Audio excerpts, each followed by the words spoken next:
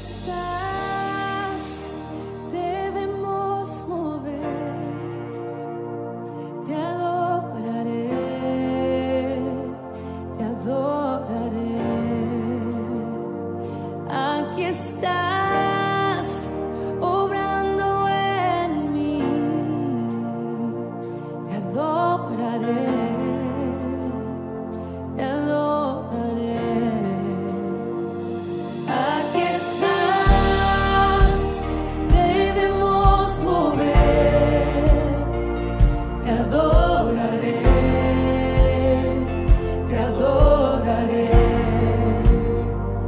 Aquí estás, obrando en mí. Te adoraré, te adoraré. Te llamamos milagroso, abres camino, cumples promesas, luz en tinieblas, mi Dios, así eres tú. Salmo 57. Pronto está mi corazón, oh Dios, mi corazón está dispuesto. Cantaré y trovaré salmos. Despierta, alma mía, despierta. Salterio y arpa, me levantaré de mañana. Te alabaré entre los pueblos, oh Señor. Cantaré de ti entre las naciones. Porque grande es hasta los cielos tu misericordia, y hasta las nubes tu verdad. Exaltado seas sobre los cielos, oh Dios, sobre toda la tierra sea tu gloria. Este es el lugar de tu alabanza, Señor. Nos hemos reunido para declararte a ti, Jesús. Puedes alabarnos, Señor, tu nombre, darte gloria, honra y honor. Por siempre bueno es alabarte, Jesús, y gozarme en tu poder. Bueno es alabarnos, Señor, tu nombre, darte gloria, honra y honor. Por siempre bueno es alabarte, Jesús, y gozarme en tu poder, porque grande eres tú, grandes son tus obras, porque grande eres tú, grande es tu amor, grande es tu gloria, porque grande eres tú, grandes son tus obras, porque grande eres tú, grande es tu amor, grande es tu gloria. ¡Vamos!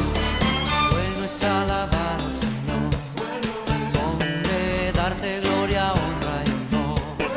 Siempre bueno es alabarte, Jesús, y gozarme en tu poder. Bueno, Bueno es alabar, Señor, nombre, darte gloria, honra y honor. Por siempre bueno es alabarte, Jesús, y gozarme en tu poder, porque grande eres tú,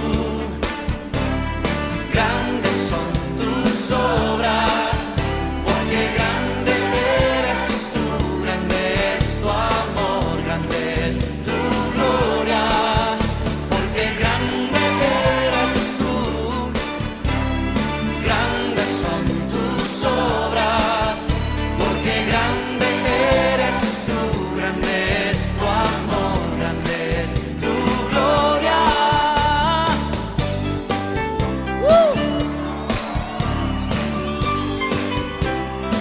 te alabaré.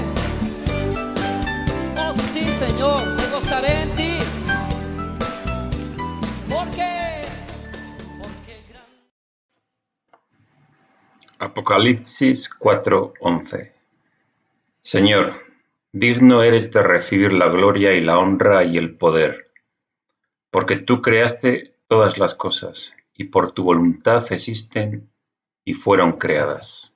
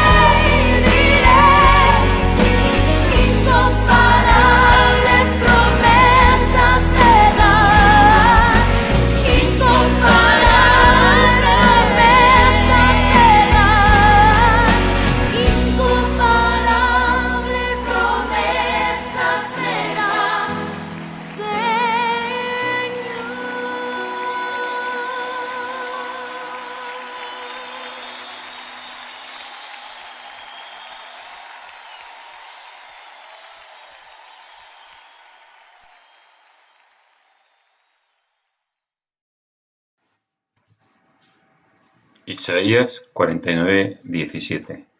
Así ha dicho Jehová, Redentor tuyo, el Santo de Israel. Yo soy Jehová Dios tuyo, que te enseña provechosamente, que te encamina por el camino que debes seguir.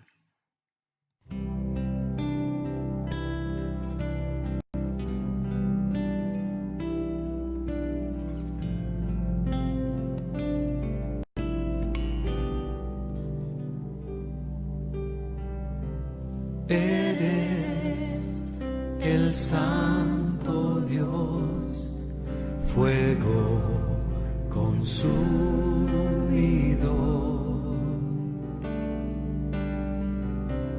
vestido en majestad, brillante como el sol. Tu senda eterna es amplio, es tu pensar. Eres la fuente, oh Dios, de amor, verdad y paz, y cantamos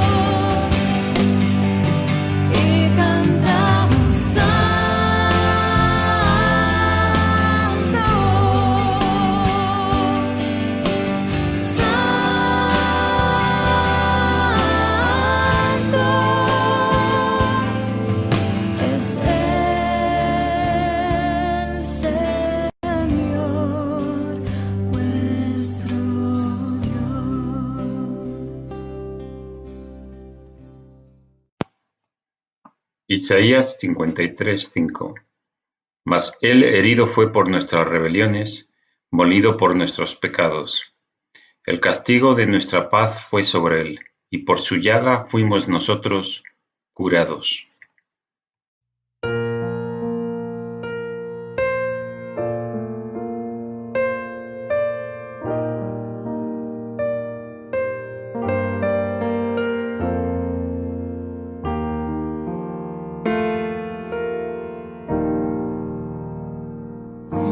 El ver aquel negro amanecer, Cristo entregado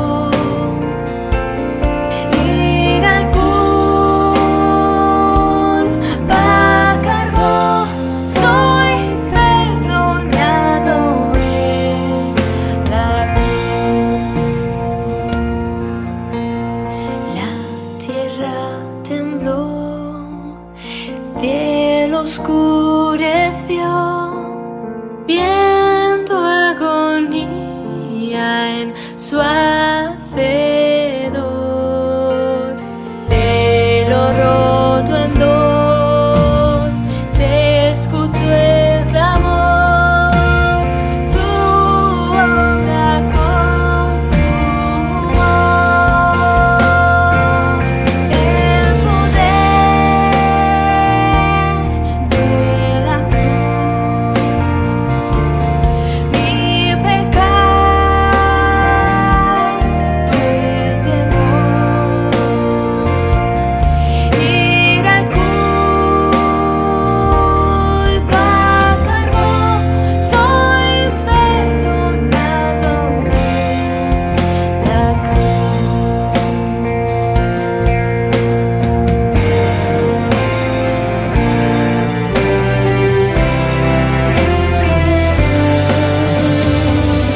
Anulaste allí el acta contra mí, por tus dolores libre soy.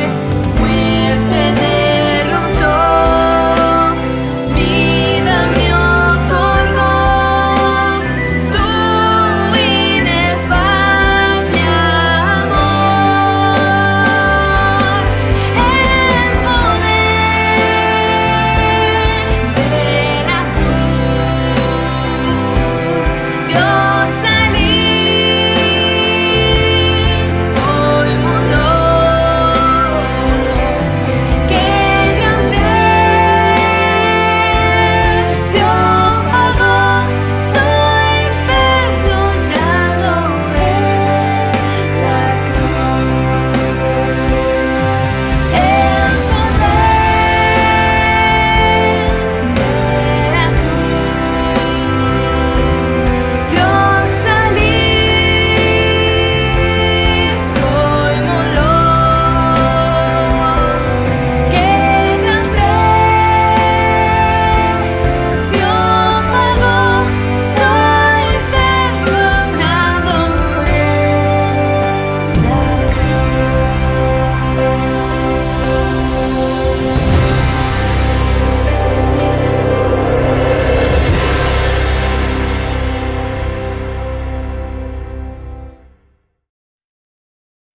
Buenos días, hermanos. Feliz domingo para todos. Hoy vamos a continuar con la serie de los 10 mandamientos que comenzó Miguel la semana pasada. Él habló del primero y el segundo y me toca hoy hablar sobre el tercer mandamiento. Voy a compartir un PowerPoint. Muy bien. El tercer mandamiento. Cuando Dios invitó a Moisés a que subiera al monte Sinaí para darle la ley, lo hizo en medio de un gran estruendo de nubes, rayos. Las instrucciones específicas fueron que el pueblo no subiera, sino el pueblo se quedara abajo a pie de la montaña, mientras Dios le entregaba a Moisés las tablas de la ley. Imagino que el estruendo, las luces, los relámpagos, debe haber sido realmente algo impresionante, porque en la Biblia se menciona de que los israelitas tuvieron mucho miedo de todo lo que estaban viviendo en ese momento. Tiene que haber sido un espectáculo de verdad impresionante, tanto de sonido como del ambiente que se respiraba en ese momento. Moisés estaba reunido en la cumbre del monte con Dios, recibiendo la ley. Por lo que no es tan disparatado decir que técnicamente Moisés fue la primera persona con tablet y también la primera que descargó información de la nube. Bueno, una pequeña broma, pero no solamente eso. Además podemos agregar que también fue la primera persona que rompió a posta su tableta y el proveedor le entregó una nueva sin ningún costo. Bueno, bromas aparte, vamos a mencionar que el conjunto de los 10 mandamientos era como la constitución moral para el pueblo de Israel.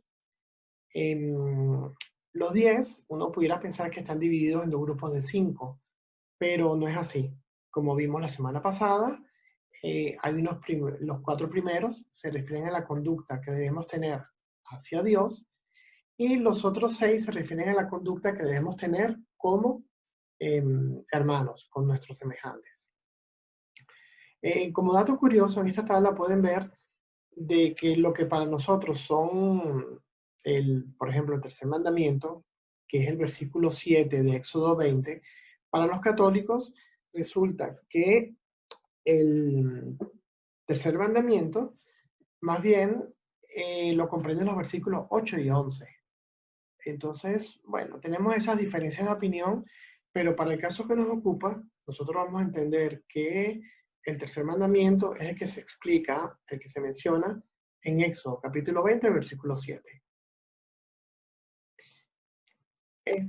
Hablando de los 10 mandamientos, tenemos que tener en claro esto, porque durante las próximas semanas vamos a hablar de cada uno de ellos. La primera característica fundamental de los mandamientos es su forma literaria. Hoy vamos a aprender una palabra nueva que es apodíctica. Cuando algo es apodíctico es que es incondicional. Cuando Dios le entregó a Moisés los 10 mandamientos, fueron unos mandamientos categóricos, absolutos.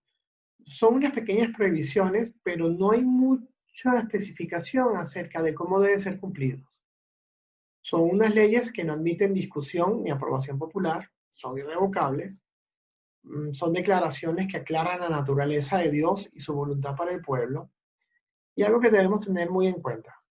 Los mandamientos fueron palabras habladas por Dios, y para que no fuesen olvidadas, fueron escritas por el dedo de Dios mismo, como leemos en Éxodo 32, capítulo 16. La vigencia de los mandamientos es irrefutable. Fueron entregados hace varios miles de años, pero no por eso quiere decir que por ser algo tan antiguo hoy no debemos practicarlos, porque los mandamientos son unos principios fundamentales para la vida y ética. Hay una imagen que me gusta compartir en unas predicaciones donde se habla mucho de este concepto que tenemos hoy día de los 10 mandamientos. Tenemos dos personajes.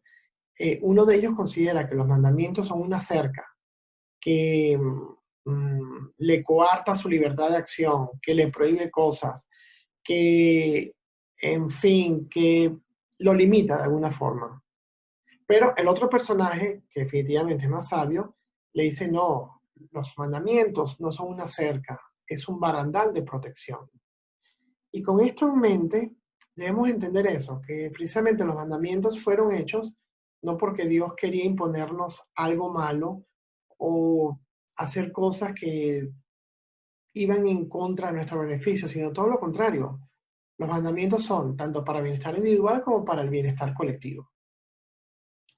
¿Qué dice el tercer mandamiento? El tercer mandamiento es un poco extraño porque consta de dos partes, una prohibición y una advertencia. Por ejemplo, la Reina Valera 60 nos dice, no tomarás el nombre de Jehová tu Dios en vano, porque no dará por inocente Jehová al que tomare su nombre en vano. La versión Biblia de la palabra dice, no pronunciarás en vano el nombre del Señor tu Dios, porque el Señor no dejará sin castigo al que tal haga. La traducción en lenguaje actual dice, no usen mi nombre sin el respeto que se merece. Si lo hacen, los castigaré. Y finalmente, mi versión favorita, la Biblia, la Dios habla hoy, dice, no hagas mal uso del nombre del Señor tu Dios, pues Él no dejará sin castigo al que use mal su nombre. Fíjense cómo el mandamiento sopesa dos acciones, una prohibición y una advertencia. Si se viola la prohibición, hay un castigo. Hablar de Dios en vano. ¿Qué significará realmente esto? ¿Y qué significaba dentro del contexto israelita de la época pronunciar el nombre de Dios en vano? Algo para que haya sido tan importante que Dios lo haya puesto como el número 3 de los mandamientos. Vamos a verlo un poco más en detalle. El nombre de Dios consta de 4 letras que suena como Yahvé. es el nombre real de Dios en hebreo. Sabemos que se le usan, tiene otros nombres como Adonai, Señor, Jehová Jireh. Bueno, hay varios nombres por los cuales se conoce a Dios en la Biblia. Pero esta reverencia hacia el nombre de Dios por los israelitas indicaba que el nombre de Jehová debe ser protegido y honrado. Es decir, no se podía utilizar su nombre con propósitos ociosos, frívolos o falsos.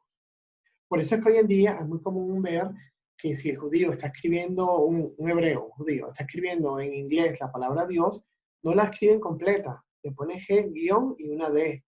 Si es en español hacen lo mismo, omiten algunas vocales para no escribir el nombre de Dios, porque dicen que lo considerarían como una afrenta a su sagrado nombre. Igual cuando escriben Adonai, en algunas vocales ponen un guión para que la palabra no se escriba completa. En el contexto original, entonces, vemos que una falta de reverencia o respeto para el nombre de Dios significaba un desprecio para su persona. Y hoy día, nosotros debemos considerarlo igualmente, que una falta de reverencia hacia el nombre sagrado de Dios, debemos considerarlo como un desprecio y por eso debemos evitarlo, porque por nuestro amor hacia Él no nos permite ofenderlo de ninguna manera. En Mateo 6:9, Jesús, cuando nos está mostrando cómo orar y nos da el ejemplo del Padre Nuestro, una de las frases que Él dice es, santificado sea tu nombre. Es decir, lo importante que es el nombre de Dios y lo importante de no tomar su nombre en vano. Si recuerdan en predicaciones anteriores, siempre hemos visto que el nombre para los judíos significaba algo muy importante. Por ejemplo, como Moisés, salvado por las aguas, Abraham, padre de multitudes, Jabes, parido con dolor, y son nombres que definen el carácter de la persona. En este caso, el nombre de Dios no era solamente un título, un epíteto, sino incluye el carácter y la eminencia del Dios revelado para la salvación y la santificación del pueblo. Fíjense un detalle muy curioso. Por el nombre de Dios eran salvos, pero por el nombre de Dios también eran apartados si blasfemaban contra Él. Observen lo poderoso que es el nombre de Dios. Lo cual llega a preguntar, ¿nosotros estaremos violando el tercer mandamiento? ¿Pronunciamos a veces el nombre de Dios en vano? Aquí hay una lista de varias cosas que tal vez algunos nosotros practiquemos, otras espero que no, pero en las cuales podemos usar el nombre de Dios de una forma no adecuada. Por ejemplo, si hacemos un juramento sin intención de cumplirlo, pero sin embargo, para convencer a la otra persona, le decimos, te juro por Dios. Y si no hay realmente una intención del corazón por cumplir nuestra palabra, estamos usando el nombre de Dios en vano. Una frase muy común que la gente dice, aquí no entra ni Dios. Otros dicen, de aquí no sale ni Dios. Pero lo hacen con un tono tan peyorativo que de verdad choca. Sin mencionar otra frase todavía mucho más horrible y más irrespetuosa, que ni voy a mencionar, pero que se usa muy comúnmente aquí en España. Cuando se comparten chistes de mal gusto sobre Dios, Jesús, el Espíritu Santo, hay muchos circulando por allí, no voy a mencionar tampoco ninguno de ellos, porque sería blasfemar su nombre. Cuando sin querer, queriendo, decimos, si Dios quiere, iré, pero ya estamos pensando de antemano en que inventaremos una excusa para no ir. Es decir, no debemos usar el nombre de Dios para esquivarnos un compromiso con alguien cuando sabemos que no se va a cumplir. Si nos invitan a un sitio y uno dirá, bueno, sí, si Dios quiere nos vemos allá, pero ya se está pensando de antemano de que uno va a inventar cualquier cosa para no ir, eso es usar el nombre de Dios en vano.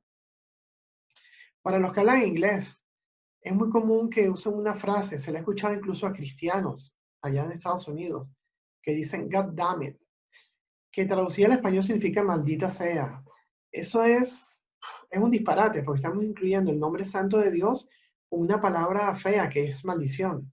Entonces es algo que también es pronunciar el nombre de Dios en vano. Cuando se vende algo y le dices a tu cliente, Dios me ha dicho que te ofrezca este producto porque te hará mucho bien. Otra vez, usando el nombre de Dios en vano, porque Dios seguro no te ha dicho nada que le venda ese producto al hermano porque le va a hacer bien. Esas son cosas de tu imaginación. La siguiente, espero que ninguno lo aplique. Cuando se hace brujería y en un momento del ritual dices, en el nombre de Dios, definitivamente, eso es utilizarlo en vano. Pero no solamente a veces hablar, a veces también es el actuar. Cuando alguien habla mucho de Cristo, pero su conducta es todo lo contrario de lo que él dice y espera, ahí también estamos blasfemando, estamos poniendo hablando en vano del nombre de Dios. Y cuando finalmente te encuentras con el agua al cuello y le prometes cosas a Dios, de que Dios, estoy en esta situación, pero si me sacas, te prometo tal cosa. Y una vez que la marea baja y el agua ya no está en el cuello, no cumplimos las promesas. Eso también es usar el nombre de Dios en vano. Entonces, fíjense el concepto. Uno pensaría que estaría limitado solamente a palabras, pero no. Vemos que con acciones, la Biblia nos enseña que con acciones también podemos utilizar el nombre de Dios en vano. El contraste, o la consecuencia, mejor dicho, de utilizar el Dios en vano es un castigo. Y el mandamiento nos advierte. En Levítico 24:16 podemos leer que el que blasfeme el nombre del Señor ciertamente ha de morir. Definitivamente, castigo extremo. La violación del tercer mandamiento es un delito capital. Y Levítico sigue citando varios ejemplos del mal uso del nombre de Dios. Cuando se ofrecían los niños a Moloch, una aberración que aunque pudiera pensarse que es cosa del pasado, lamentablemente, sin entrar en detalles, hoy en pleno año 2020, se siguen ofreciendo sacrificios de niños a ciertos dioses. Cuando se jura en vano, como hemos visto en el ejemplo anterior, y Levítico también habla de, bueno, afeitar el borde de la barba a los sacerdotes, era un acto que iba en contra de pronunciar el nombre de Dios en vano. Recuerden que la barba tenía un sentimiento muy ritual para los israelitas del momento y era como parte de su conexión con Dios. Entonces el cortarla era actuar en contra de él y entonces era como pronunciar el nombre de Dios en vano. Todo eso dentro del contexto cultural, sociocultural de la época. El punto es que la gran variedad de infracciones del mandamiento muestran que tomar el nombre del Señor en vano implica no solamente hablar mal de Él, sino que incluye vivir haciendo lo malo en el nombre de Él. Otro ejemplo, en nuestro siglo XXI, tantos pastores, profetas, apóstoles, líderes de iglesias cristianas, donde en teoría hacen todo en nombre de Dios y lo nombran, pero realmente su corazón está inclinado más hacia el Dios Mamón, el de las riquezas, que todo lo hacen con un fin, no un fin espiritual, sino todo lo contrario. Entonces son ese tipo de ejemplos que cuando tomas el nombre de Dios en vano, deberíamos tener en cuenta lo que dice Hebreos 10:31, que de por sí es un versículo, yo diría que hasta espeluznante, porque el tono con que se habla el griego en ese versículo es: terrible cosa es caer en las manos del Dios viviente. Uno pudiera pensar también, bueno, pero ya va, hoy en día conocemos a muchos políticos y celebridades, personas públicas, que hablan del nombre de Dios en vano, lo usan en una forma u otra totalmente inadecuada. Y no vemos que a esas personas les ocurra algo malo, no vemos que reciban un castigo. Bueno, recuerden que la justicia de Dios es perfecta, Él sabrá actuar en cada momento, y aunque nosotros no lo veamos, el mandamiento está muy claro: el que pronuncie el nombre de Dios en vano recibirá un castigo. Tal vez nosotros no veamos el castigo que reciban esas personas, pero el mandamiento es evidente. Dios no lo puso ahí por ponerlo para que lo olvidemos, sino Hay una razón y una verdad en él. Quiero terminar con dos citas textuales. La primera es Juan Calvino, cuando dice: es importante que de corazón y de palabra cuidemos de no pensar ni hablar de Dios y de sus misterios, sino con gran reverencia y sobriedad. Y al considerar sus obras, no consideramos nada que no sea para honra y gloria suya. Luego, Ian Campbell, publicado en Ligonier, una página web de temas bíblicos, dice: ese sentido de veneración en relación al nombre de Dios es lo que caracteriza una vida de santidad y genuina adoración. Tanto en nuestro servicio, en nuestra adoración, debemos pensar en las cosas de Dios con adoración y reverencia, sabiendo que el hecho de que Dios se ha revelado a nosotros por nombre en sí mismo, un gran acto de gracia. En otras palabras, si nosotros tenemos internalizado nuestro amor por Dios, si nuestro corazón está entregado a Él, si profundamente le agradecemos el sacrificio de haber enviado a su Hijo a morir por nosotros, si tenemos esa conexión con Él, definitivamente no se nos va a ocurrir pronunciar su nombre en vano, por lo menos no intencionadamente. Podemos a veces cometer cierta, pronunciar algunas frases no correctas, como esa que vimos antes, pero bueno, Dios mejor que nadie ve las intenciones de nuestro corazón y sabe cuando pronunciamos su nombre si lo hacemos con buena intención o si hay una intención oscura allí dentro de nosotros. Pero el punto es que si de verdad tenemos esa conexión con Él, la agradecemos y la amamos, nosotros vamos a evitar por todos los medios pronunciar su nombre en vano, para evitar castigos, porque nos lo mereceríamos si así lo hiciéramos. Y ya para concluir, vamos a decir que cuando usamos el nombre de Dios, la importancia y lo bonito es que Él nos permite conocerlo personalmente.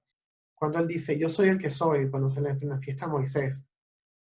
Cuando vivimos bajo los términos del tercer mandamiento, reconocemos y confesamos que Dios merece el más alto honor, que estaríamos perdidos por completo si no fuera por su nombre, que Él nos guarda y protege, y que Él nos llama a vivir según el ejemplo de Jesús. ¿Y qué hacía Jesús? Jesús glorificaba a Dios en la tierra todos los días de la vida. Como cristianos somos los portadores del nombre de Dios, y todas nuestras conductas así lo deben mostrar. Cierro con una pregunta. Los eruditos bíblicos dicen que el tercer mandamiento es posiblemente la regla más descuidada y mal entendida del decálogo. Te pregunto, ¿estamos haciendo algo tú y yo para evitar que esto continúe siendo así? Dios los bendiga. Judas 1:24. Y aquel que es poderoso para guardaros sin caída y presentaros sin mancha delante de su gloria con gran alegría, al único y sabio Dios, nuestro Salvador, sea gloria y majestad, imperio y potencia, ahora y por todos los siglos. Amén.